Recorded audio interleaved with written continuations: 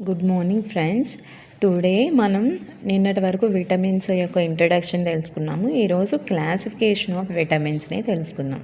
Classification of vitamins అంటే మనకి vitamins అనేవి శరీర పెరుగుదలలో తోడ్పడతాయి. అవి కొంచెం మోతాదులోనే తోడ్పడతాయి కాబట్టి వాటిని సూక్ష్మ పోషకాలు అన్నాం.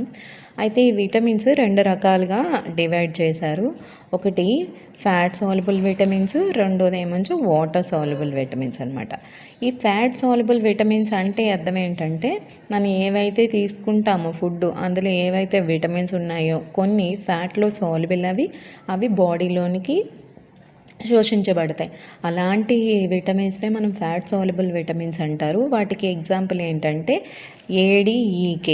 ఏడీఈకేని మనం ఫ్యాట్ సాల్యుబుల్ విటమిన్స్ అంటాం. అంటే vitamin A, vitamin D, vitamin E, vitamin K ఈ 4 కూడా ఫ్యాట్లో సాల్యుబుల్ అవుతాయి కాబట్టి వీటిని ఫ్యాట్ సాల్యుబుల్ విటమిన్స్ అంటారు. అయితే మనకి విటమిన్స్కి వేరే మళ్ళీ శాస్త్రీయ నామం ఉంటుంది. ఏ విటమిన్నే మనం రెటినాల్ అంటారు, డి విటమిన్ని క్యాల్సిఫెరాల్ అంటారు, ఈ విటమిన్ని టోకోఫెరాల్ అంటారు, అండ్ కే విటమిన్ని ఫెలోక్వినోన్ అంటారు. విటమిన్ ఏని రెటినాల్ అంటారు, విటమిన్ డిని క్యాల్సిఫెరాల్ అంటారు, విటమిన్ ఈని టోకోఫెరాల్ అంటారు, విటమిన్ కేని phylloquinone. Good morning friends, once again many happy new year. మనం మొన్నటి వరకు విటమిన్స్ ఇంట్రడక్షన్, టైప్స్ ఆఫ్ విటమిన్స్లో 2 రకాలు ఉంటాయి. అది water soluble vitamins and fat soluble vitamins. Fat soluble vitamins అంటే ఏడీఈకే ఉంటాయని, వాటర్ సాల్యుబుల్ విటమిన్స్ అంటే బి కాంప్లెక్స్ అండ్ సి విటమిన్ని కలిపి వాటర్ సాల్యుబుల్ విటమిన్స్, నీటిలో కరిగే విటమిన్స్ అంటారని తెలుసుకున్నాం.